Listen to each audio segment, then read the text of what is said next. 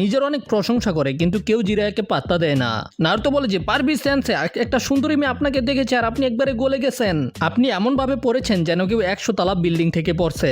জিরায়া সেন্সে বলে যে আমারে সবার সামনে পারবি সেন্সে কইস না রে ভাই। এটা শুনে নারুতো কয় আপনি এটা নিয়ে চিন্তা করতেছেন, তারা আমারে ধরার লেগে আইছে, আপনি এদেরকে কিছু করেন পারবি সেজ। এটা শুনে জিরায়া কান্না করতে শুরু করে, আমি না তোরে বারবার কইতাছি তুই আমার এই নামে ডাকিস না। তখন কিসামে বলে যে আমি তো মনে করছিলাম আপনি বড় কোনো তুপ হইবেন, কিন্তু আপনি তো আমাকে ডিসঅ্যাপয়েন্টেড করে দিলেন। আমি বিশ্বাসই করতে পারতাছি না যে আপনি হইলেন লেজেন্ডারি সানিন।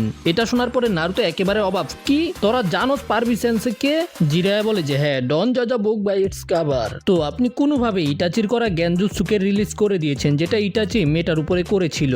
জিরায়া বলে তোরা দুইটাই তো অনেক বড় কাওয়ার্ড, একটা অসহায় মেয়ের উপরে গেনজুৎসু করছস, আর তোরা এটা করছস নারুতোকে শুধু আমার কাছ থেকে সেপারেট করার জন্য, তাই না? আমাদেরকে আলাদা করার জন্য, কিন্তু কেন? জিরায়া বলে যে আমি আসলেই জানি যে তোরা নারুতোকেই খুঁজে বেড়াইতাছস। আর তখন ইটাচি বুঝতে পেরে যায় যে কাকাশি কিভাবে জানলো যে তারা আসলে নারুতোকে নেওয়ার জন্য লিভ ভিলেজের মধ্যে ঢুকেছে। কারণ হলো কাকাশি জিরায়া সেন্সের কাছ থেকে এই ইনফরমেশন পেয়েছিল। ইটাচি বলে যে হ্যাঁ আপনি ঠিক বলেছেন, আকাশ কি নারুতোকেই চায় আর আমরা যে কোনো ভাবে ওকে পেয়েই ছাড়বো।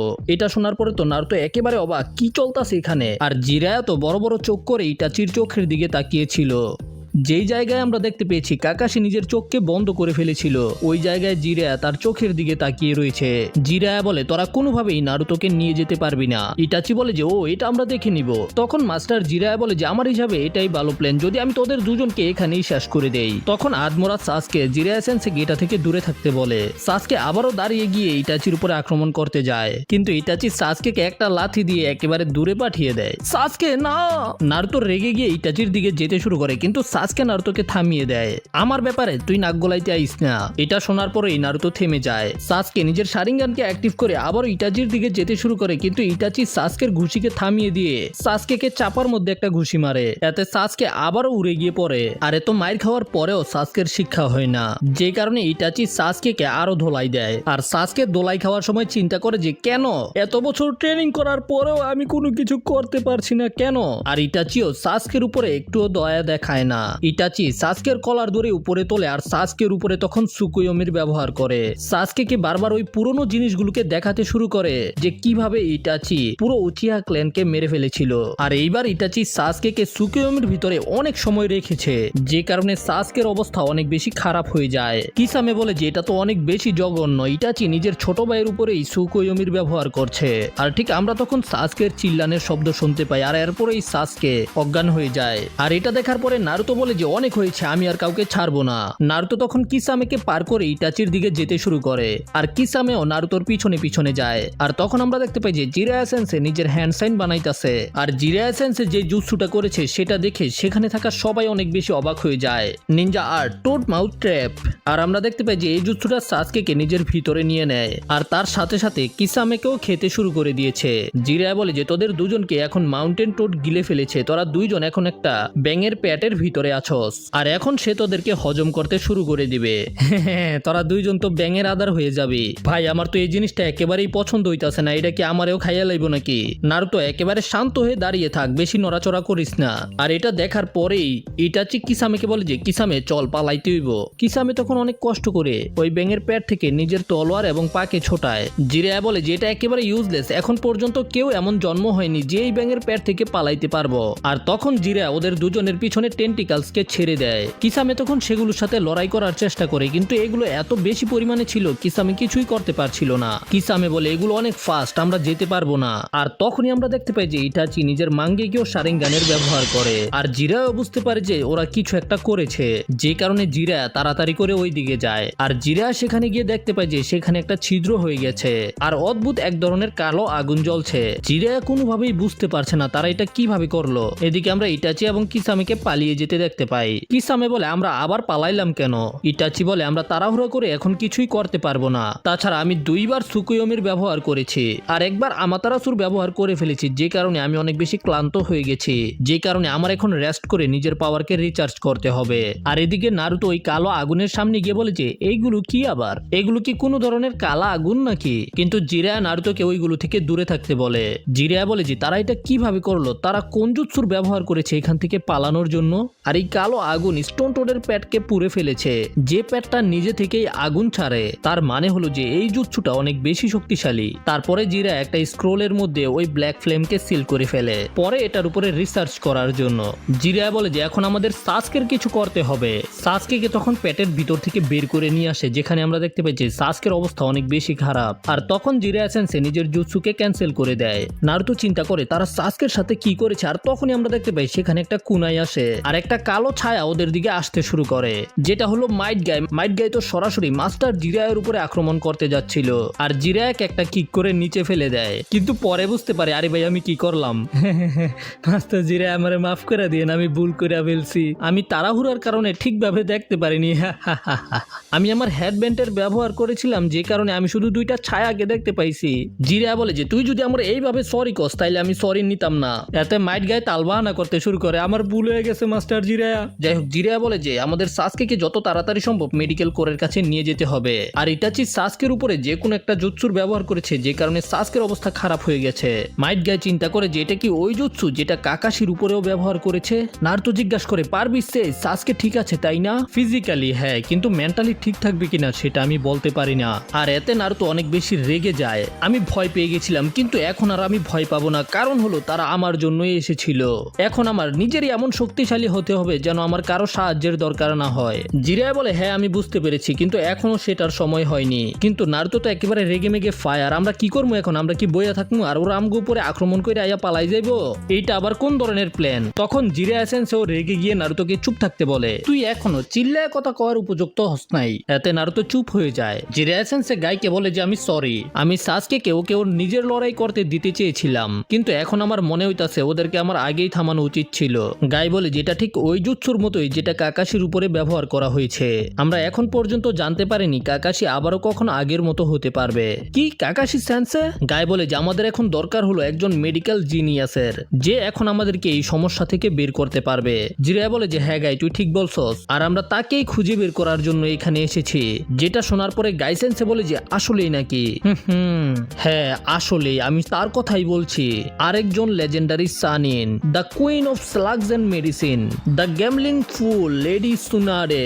এরপরে ওরা সবাই সেখান থেকে বেরিয়ে আসে, আর মাস্টার জিরা সাসকে মাইট গায়ের কাছে দিয়ে দেয় আর বলে যে তো মাইট গায় এখন সাসকের সব দায়িত্ব তোমার উপরে। মাস্টার জিরা আপনি কোনো চিন্তা করেন না, আপনি শুধু লেডি সুনারেকে নিয়ে আসেন। এখন ভিলেজের একটা মেডিকেল নিনজার অনেক বেশি প্রয়োজন।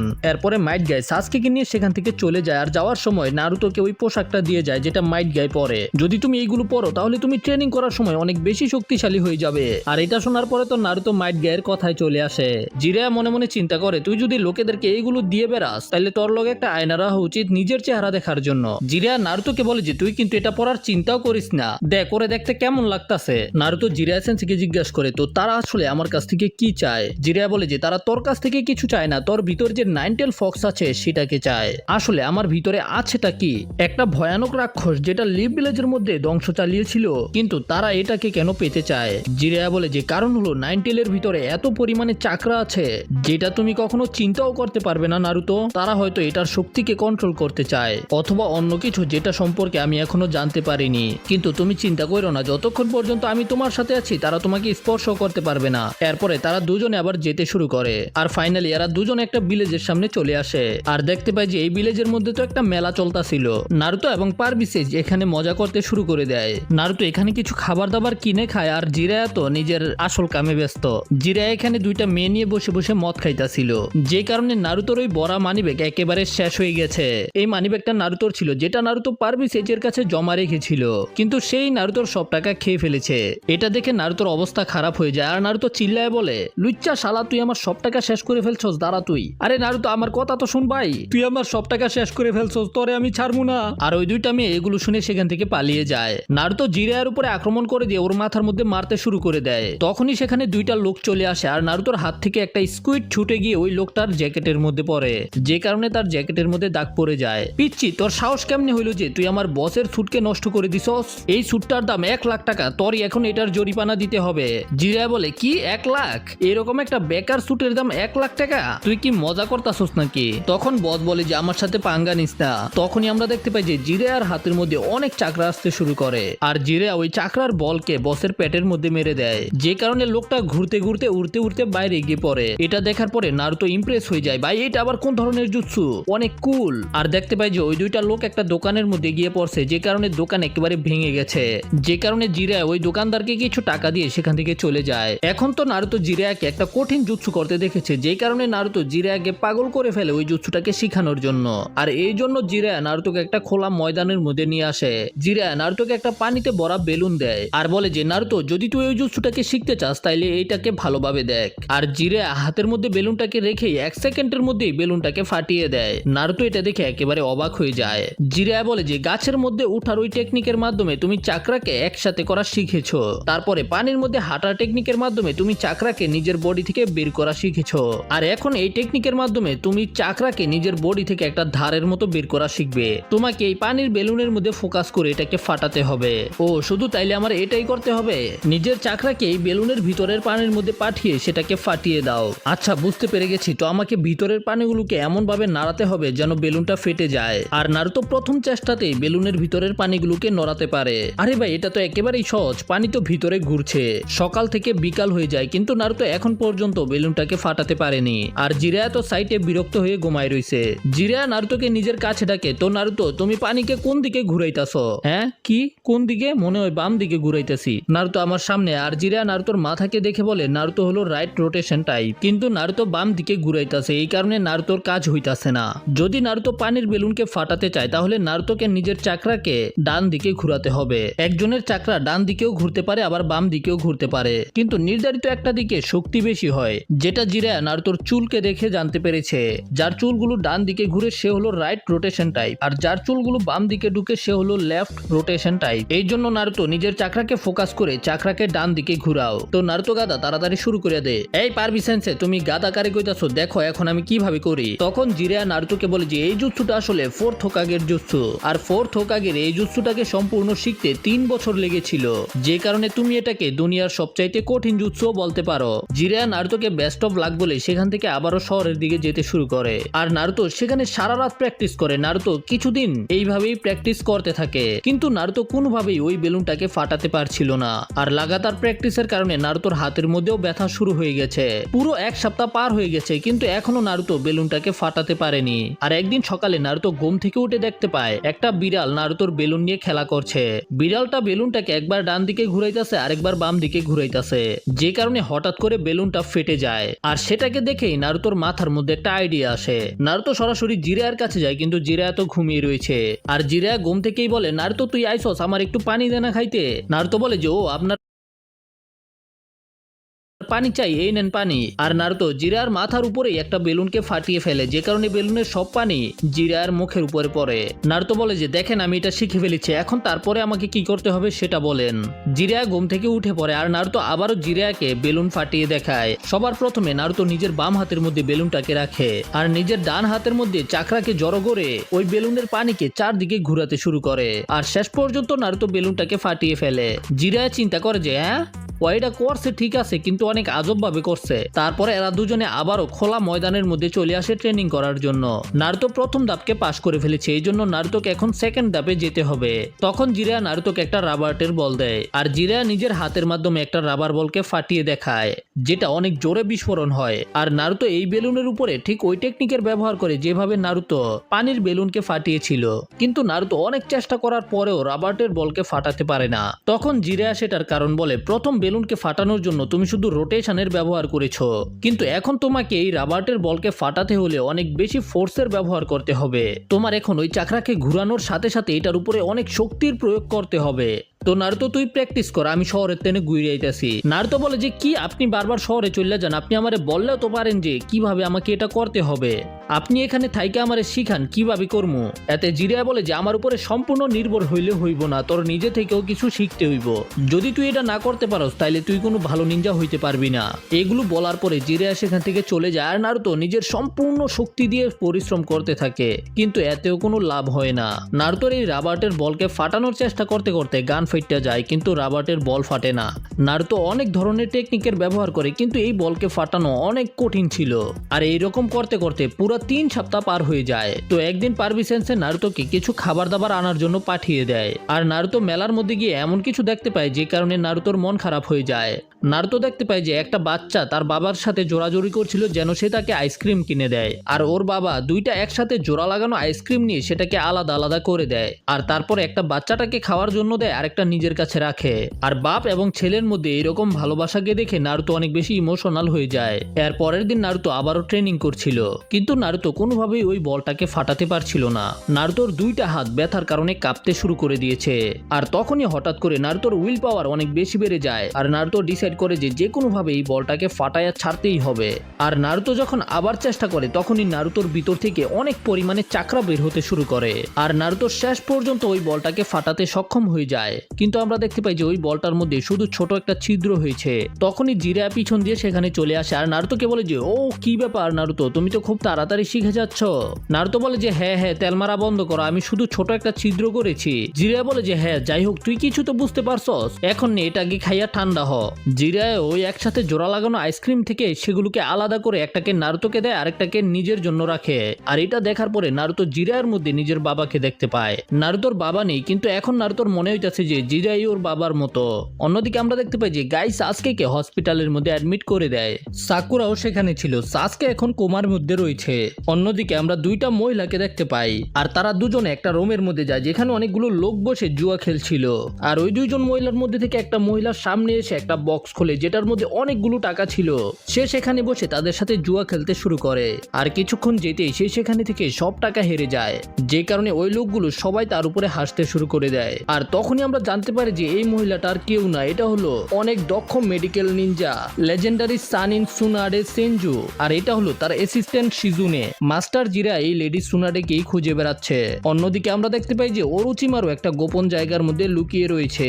থার্ড হোকাগের রিভার্স ডেথ সিলের কারণে ওরুচিমারুর দুইটা হাতই একেবারে পুরো পচে গেছে। থার্ড হোকাগের রিভার্স ডেথ সিলের কারণে ওরুচিমারুর দুইটা হাত কাজ করা বন্ধ করে দিয়েছে, আর হাতগুলো পচে যাওয়ার কারণে অনেক বেশি ব্যথা করছে। ওরুচিমারু এই ব্যথাকে অনেক বেশি সময় সহ্য করতে পারবে না, যে কারণে ওরুচিমারু আবারও আগের মতো ঠিক হতে চায়। কিন্তু এটা করতে হলে ওরুচিমারুর একজন দক্ষ মেডিকেল নিনজার দরকার। তখনই কাবুটো ওরুচিমারুর কাছে আসে, আর ওরুচিমারু কাবুটোকে বলে যে কাবুটো, আমি আর ব্যথাকে সহ্য করতে পারছি না।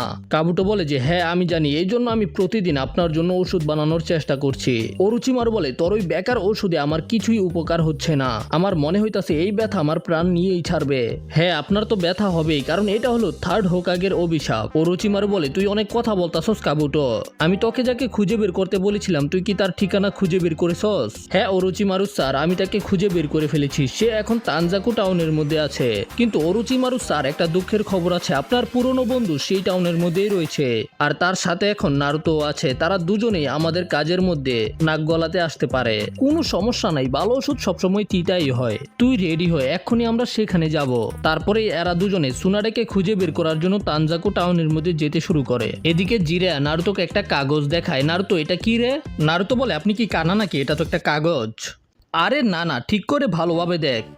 জিরা কাগজের মাঝখানে একটা ছোট চিহ্ন দিয়ে দেয়। কি এটা কি? তো নারুতো তুই আমার কথা মনোযোগ দিয়ে শুনবি, ঠিক আছে? তুই যখন কাগজটাকে দেখেছিলি তখন এটা খালি ছিল, এই কারণে তুই এটাকে কাগজ বলেছিলি, কিন্তু এখন এই কাগজের মধ্যে একটা চিহ্ন আছে যে কারণে তোর ফোকাস সরাসরি ওই চিহ্নর মধ্যে গেছে।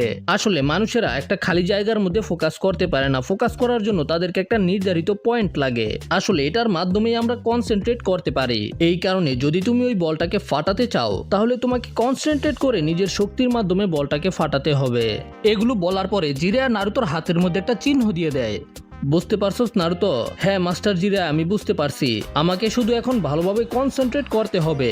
এরপরে জিরা সেখান থেকে চলে যায়, আর নারুতো আবারও নিজের কাজের মধ্যে লেগে পড়ে। কিন্তু নারুতোর এখনো ওই বলগুলোকে ফাটাইতে অনেক কষ্ট হইতাছিল। এদিকে জিরা টাউনের মধ্যে এসে প্রতিটা দোকানে দোকানে যায়, যেখানে সে সুনাডের পুরনো ছবি দেখিয়ে তার সম্পর্কে জানতে চায়। কিন্তু এখানে থাকা কেউ সুনাডেকে দেখেনি। দেখতে দেখতে রাত হয়ে যায়, কিন্তু এখনো জিরা তাকে খুঁজে পায়নি। তারপরে মাস্টার জিরা একটা রেস্টুরেন্টের মধ্যে যায়, যেখানে সে সুনাডের সম্পর্কে জানতে পারে। যেখানে থাকা কিছু লোক বলে যে তারা আজকে সকালেই সুনাডেকে জুয়া খেলার মধ্যে হারিয়ে দিয়ে তার সব টাকাকে জিতে নিয়েছে।